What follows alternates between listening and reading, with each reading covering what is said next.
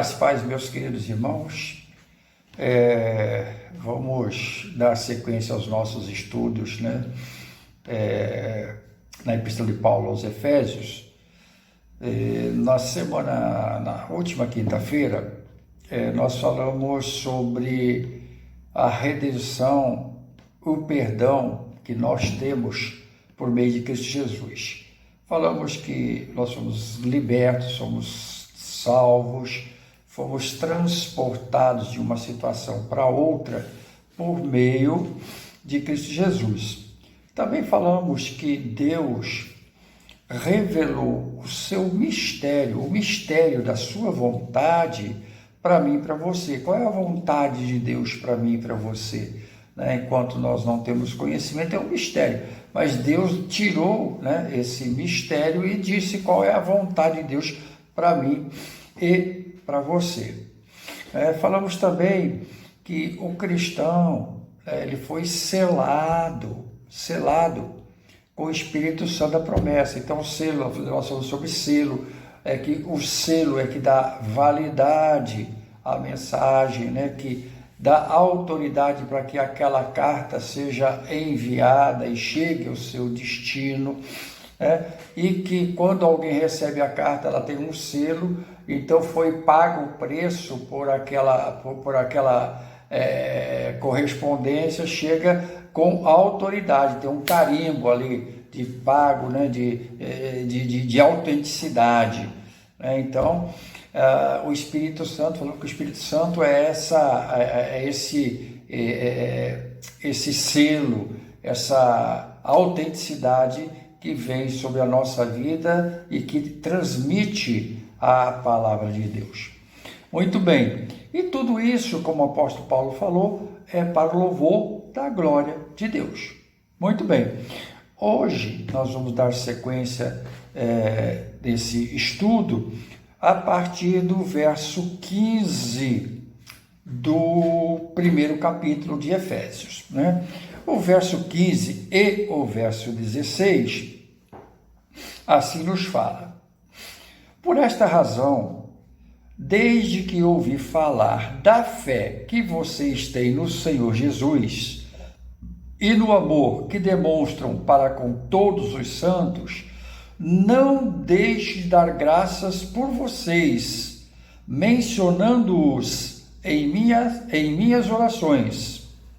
Ok, aqui o apóstolo Paulo, que escreve esta carta, está dizendo que ele está feliz, muito feliz, em ouvir falar da fé que os crentes de Éfeso tinham e do amor que dedicavam uns aos outros. Eles tinham fé em Deus e se dedicavam, e o amor, tinham um amor um para com os outros, e se ajudavam, e se tratavam bem, se respeitavam.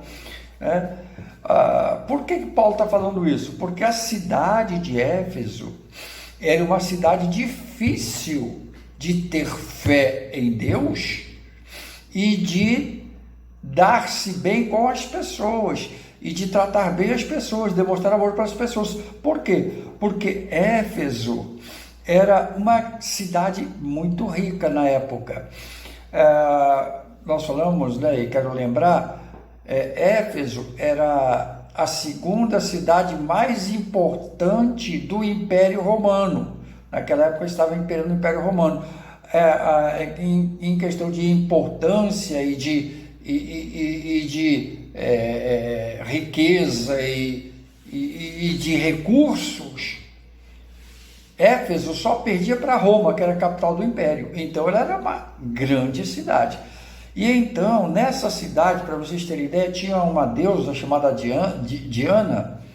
Essa deusa Diana tinha um templo. Naquela época, tinha um templo de 3.000 metros quadrados. Ou seja, era uma coisa muito grande.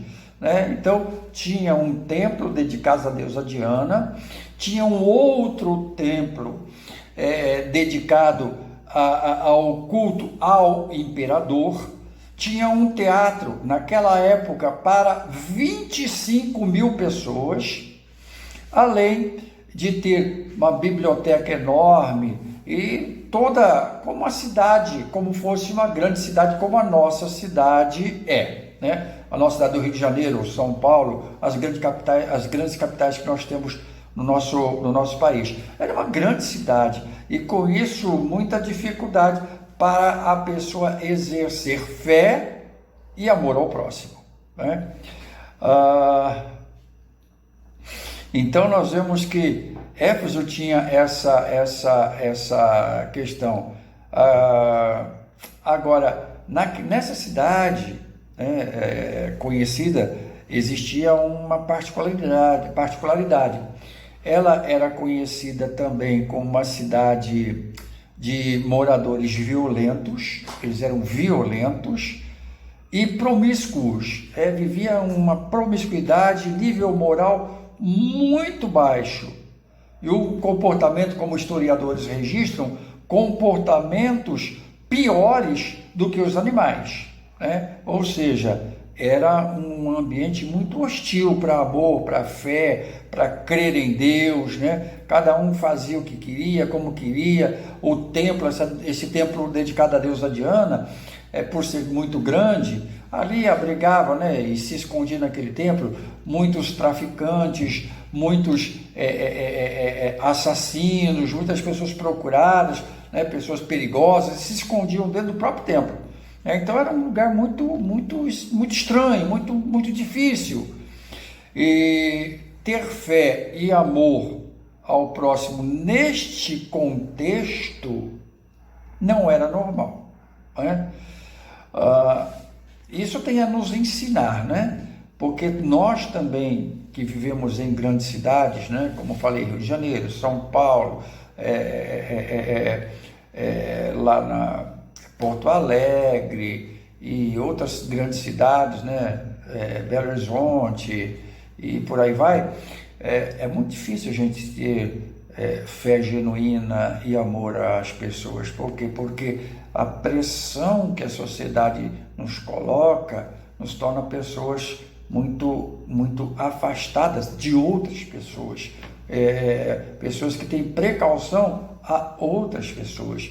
Mas aqui esses irmãos de Éfeso, a despeito do contexto que viviam, a despeito da cidade e das situações adversas que os cercavam, eles demonstraram fé e amor ao próximo, né? Ou seja, se importavam com o Senhor das coisas e com as pessoas que foram criadas pelo Senhor de todas as coisas. Então, eles tinham um amor, né? Uma vivência, e Paulo está se alegrando com isto. Então, nós que vivemos também numa grande cidade, temos a aprender com esses irmãos lá de Éfeso. Não importa o contexto que nós vivemos, não importa as situações contrárias, nós temos que, no meio disso tudo, temos a firmeza e a maturidade para buscar a Deus e demonstrar amor às pessoas, ao nosso próximo. Já os versos 17 em diante, nós lemos assim, Paulo falando disso: peço a Deus de nosso Senhor Jesus Cristo, o glorioso Pai, dê a vocês espírito de sabedoria e de revelação no pleno conhecimento dele.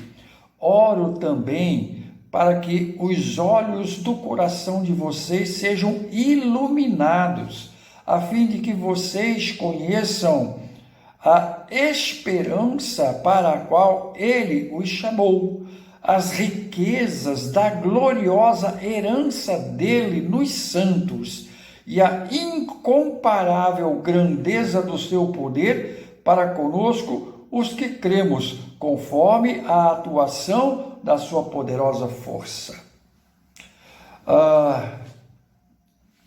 Queridos, nesses versos aqui, o propósito né, está demonstrando, o propósito de toda a revelação é proporcionar a nós conhecimento mais profundo do próprio Cristo e de sua vida em nós, né? Esse é o propósito, né?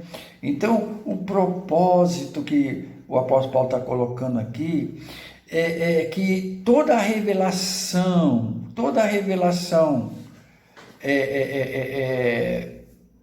é proporcionar, tudo que Deus revela, tudo que Deus mostra, é proporcionar a mim, a você, um conhecimento mais profundo do próprio Cristo, né? De Jesus, o Cristo, nosso Senhor, e da vida dele em nós, ou seja, como Cristo quer reinar e viver em nós.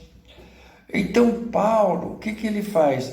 Paulo, ele está aqui orando, clamando a Deus e pedindo que os cristãos recebam revelação, né?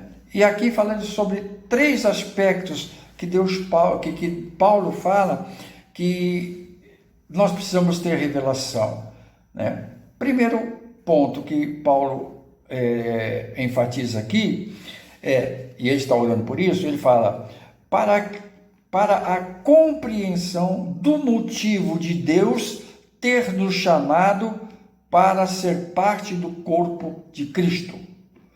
Então, a primeira coisa que o apóstolo Paulo fala é que eu oro para que Deus revele a vocês o motivo pelo qual Ele chamou vocês para fazerem parte do corpo de Cristo, né?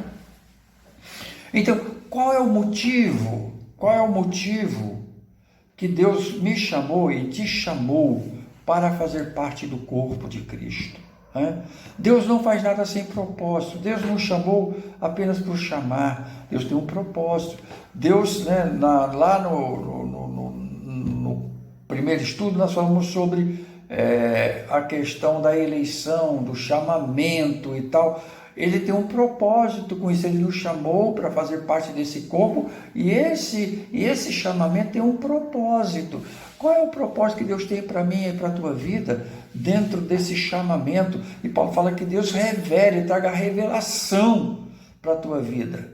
Existe um propósito geral, né, que sermos para o louvor da glória de Deus, né? Esse é o propósito geral. Mas a grande questão é como nesse meu chamado, né, nesse teu chamado, como eu posso viver e como Deus quer que eu desenvolva esse chamado de forma a ser para o louvor da glória dele, né?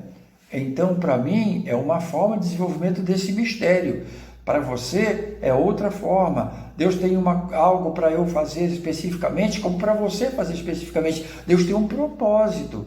Então, o que o apóstolo Paulo está dizendo, o que ele está falando eu estou orando a Deus, para que Deus revele a você qual é esse propósito na tua vida. Porque Deus te chamou. Deus tem um propósito na tua vida.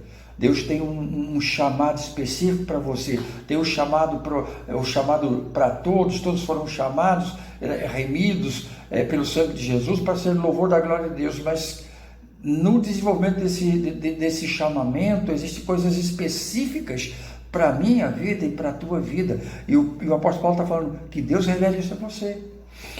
Deus tem um propósito específico para a tua vida. Eu não sei qual mas você pode receber esta revelação para que deixe de ser um mistério e se torne conhecido para você qual é o propósito que Deus tem para a tua vida. Propósito específico, propósito que Ele tem para você, José, Maria, João, Antônio, Carlos, Selmo, cada um tem um propósito. E qual é o propósito de Deus específico para a sua vida? Então, essa é a primeira situação que o apóstolo Paulo está orando. A segunda questão que Paulo ora aqui é para que a compreensão plena das riquezas espirituais que o Senhor transferiu para nós usando outras pessoas. O que o apóstolo Paulo está dizendo nós somos enriquecidos por Deus através de outras pessoas, né? Outras pessoas são usadas por Deus para investir na nossa vida, para trazer bênçãos sobre a nossa vida, para que haja multiplicação de coisas sobre a minha vida, sobre a tua vida. Então, eu sou usado para gerar bênção na vida de uma pessoa, assim como você é usado para gerar bênção na vida de outra pessoa, sobre a minha vida, eu na sua e você na minha. Nós somos usados para abençoar pessoas, para gerar bênçãos espirituais sobre pessoas. Quando você levanta a sua mão e declara sobre a vida daquela pessoa vitória na área física, vitória na área financeira, vitória na vida conjugal, na vida profissional, no ministério, em todas as áreas. Estas bênçãos ficam sobre a vida da pessoa, né? E então nós somos enriquecidos com a vida de outras pessoas nas nossas vidas. E então o apóstolo Paulo fala que ele está orando para que nós tenhamos essa ciência, essa compreensão de como nós somos enriquecidos espiritualmente, porque pessoas transferem bênçãos sobre a nossa vida pela misericórdia e graça de Deus. Então, eu e você somos usados para transferir, para gerar, bênçãos sobre a vida de pessoas. Isto é uma responsabilidade nossa. E o apóstolo Paulo fala, olha, que vocês tenham essa revelação de Deus, esse conhecimento, e não um conhecimento pequeno, mas pleno conhecimento total de como isso acontece e como você é ou pode ser usado para tanto. E a terceira coisa que o apóstolo Paulo está falando, que ele está orando aqui, é para que nós venhamos a entender melhor e aplicar o poder espiritual que ele concede gratuitamente. Aqui o apóstolo Paulo primeiro ele está falando sobre a questão do motivo do nosso chamado. Nós temos um motivo do nosso chamado. Segundo, ele fala que outras pessoas investem sobre as nossas vidas e nós recebemos de pessoas. E agora ele fala, a terceira coisa é entender e aplicar melhor o poder espiritual que ele nos concedeu gratuitamente. Deus coloca poder sobre a minha vida, sobre a sua vida. Deus coloca uma capacidade sobrenatural sobre a vida de todo cristão, para que ele, esse cristão, com esse poder que recebeu, possa abençoar e fazer coisas acontecerem no nosso mundo e na vida de outras pessoas. Aqui, o apóstolo Paulo não fala isso, mas ele está falando, na verdade, ele está falando dos dons espirituais que a pessoa recebe. Você recebe uma capacidade sobrenatural de Deus. Quando você crê em Cristo, você é selado pelo Espírito e você recebe dons. Essa capacidade que Deus dá a você vai gerar bênção na vida de outras pessoas. Lá em Efésios 4, deixa eu ver se é isso mesmo. Efésios 4, de 11 em diante, nós temos assim. E ele designou alguns para apóstolos, outros para profetas, outros para evangelistas, outros para pastores e mestres, com o fim de preparar os santos para a obra do mistério, para que o corpo de Cristo seja edificado, até que todos alcancemos a unidade da fé e do conhecimento do Filho de Deus e cheguemos à maturidade, atingindo a medida da plenitude de Cristo. O propósito é que não sejamos mais como crianças, levados de um lado para outro pelas ondas, nem jogados de cá para lá por todo o vento de doutrina e pela astúcia e esperteza de homens que induzem ao erro. Antes, seguindo a verdade e o amor, cresçamos em tudo naquele que é o cabeça, Cristo.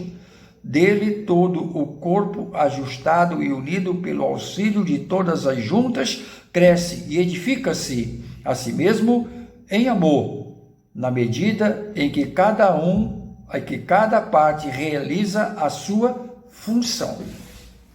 Então, aqui o apóstolo Paulo está falando dos dons. Cada um exerce seu dom, né?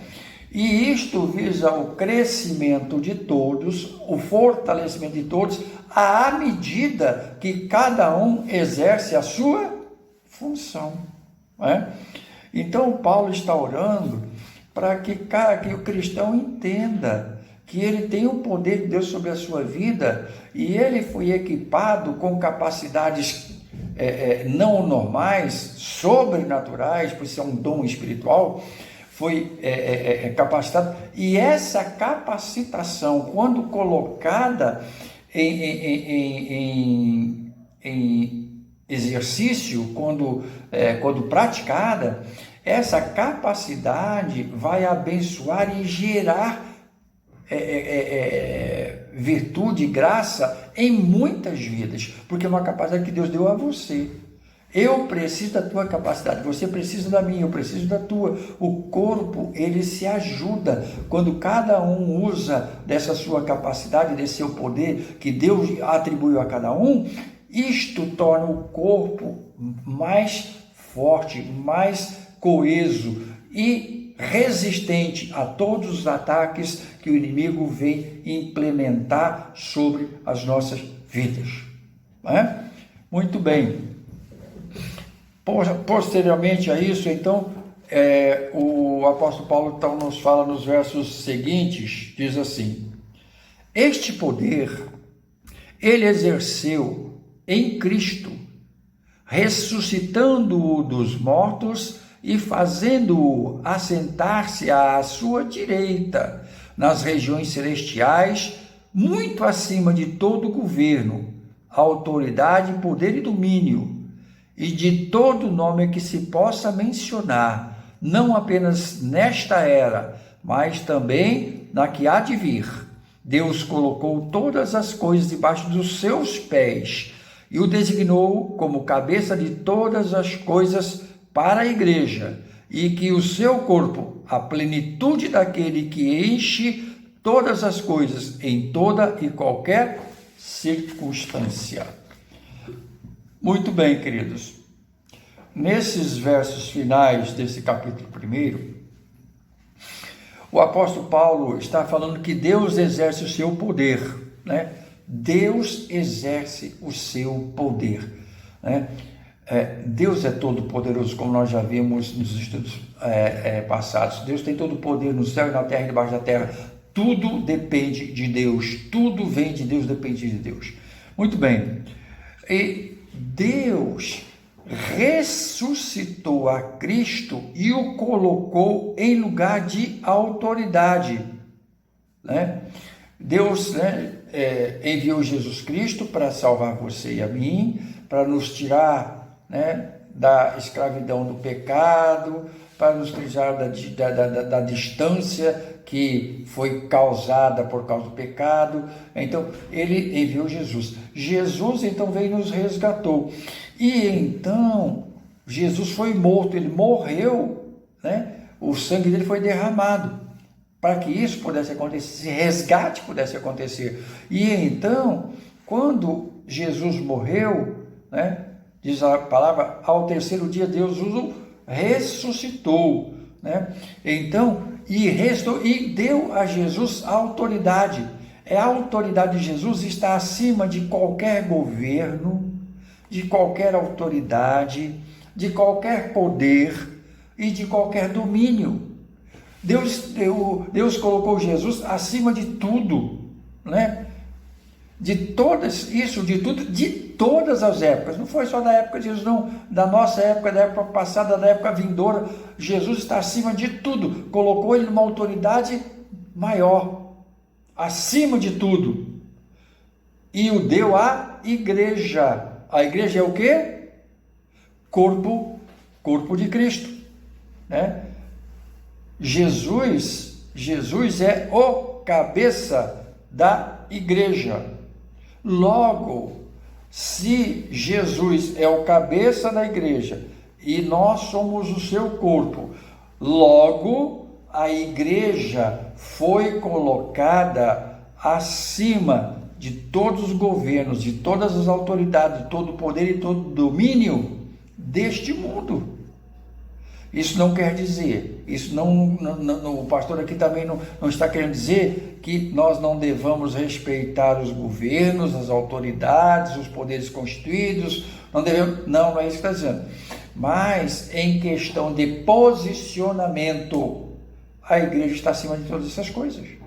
Por isso que a igreja não deve ficar se submetendo a certas situações vexatórias à fé cristã. Ela não deve ficar agredindo, ficar se revoltando, mas ela não pode se submeter a situações das quais ela é superior a essas coisas, né? Através do poder que a igreja recebeu, cada um tem o seu poder, o seu domínio, a sua autoridade, que Deus colocou sobre a sua vida, e através desse poder, dessa autoridade, desse dom que Deus deu, a igreja é vencedora sobre todas as coisas. Por quê? Porque Deus deu autoridade à sua igreja. E igreja somos nós, não são as paredes do templo. O templo é o que nos abriga, né? Nós somos a igreja de Deus. Os dons não estão no templo, os dons estão na igreja. A igreja é eu e você, né? Então, Deus enche a nossa vida para sermos parte do corpo de Cristo e estarmos selados com o Espírito Santo da promessa. Nós estamos no corpo, fazemos parte do corpo de Cristo, nós estamos selados, né? Existe um selo sobre a nossa vida, propriedade exclusiva de Deus, e ninguém pode tirar esse selo, né? Só Deus, né? Então, nós fomos resgatados, fomos selados, recebemos poder, recebemos autoridade para vivermos a graça de Deus nesse mundo. Para isso, Deus está orando, o apóstolo Paulo está orando, clamando a Deus que Deus nos dê revelação, conhecimento do propósito que Ele tem para a nossa vida, do enriquecimento que outros trazem sobre nós, e que nós temos um poder dado por Deus para exercer em função de pessoas, em função do mundo que nós estamos, em função da graça de Deus que deve ser espalhada por todo o mundo. Pois bem, queridos, vamos encerrar por aqui hoje, dizendo que o cristão precisa ter firme propósito de servir a Deus de todo o seu coração e não desistir por causa de dificuldades. Eu e você precisamos ter um propósito muito firmado, né, no nosso coração, não desistir por causa de nada, dificuldade alguma. Aliás, essas dificuldades, né, elas nos tornarão mais fortes na presença de Deus. A dificuldade, muitas vezes, né, depende de como você enfrenta. Se você enfrentar a dificuldade como dificuldade, ela vai ser um problema. Mas se você enfrentar a dificuldade como algo que você pode enfrentar e vencer, né, com a graça de Deus, isso vai te tornar ainda mais forte do que você era antes da dificuldade, porque você vai sair da dificuldade vencedor e consciente de que Deus está contigo no meio da luta, no meio da batalha, e na próxima oportunidade a mesma coisa vai acontecer. Você vai vencer porque Deus está contigo, Ele é Senhor da tua vida. Que Deus te abençoe, meu irmão, minha irmã, e te revele qual é a vontade dele para a sua vida. Em Deus te revelando, coloque em prática, porque vai ser vitória na sua vida e na vida de outras pessoas. Vamos orar. Pai querido, eu quero te louvar e te agradecer por poder estar aqui compartilhando com meus irmãos um pouco da porção da tua palavra. Deus querido, em nome de Jesus, o Senhor venha nos fortalecer, nos dar consciência, traga revelação sobre as nossas vidas, de qual é a sua vontade perfeita para nós, e que nós estejamos vivendo isso com poder e autoridade, e que haja, Pai, uma unção nova e redobrada sobre a vida de cada irmão, de cada irmã, aquele que está nos ouvindo, Pai, receba do teu poder nesse momento, em nome de Jesus, e haja um grande avivamento no nosso tempo, Deus, em nome de Jesus, a despeito das lutas, a despeito das incertezas, a despeito, Deus, da mortandade, nós somos vencedores por meio de Cristo Jesus, e o propósito que o Senhor tem para as nossas vidas vai acontecer, e então, Pai, abre o nosso entendimento e ministra sobre nós. Eu clamo essas bênçãos a Ti no nome de Jesus, amém. Que Deus te abençoe, até a próxima quinta, se assim Deus nos permitir.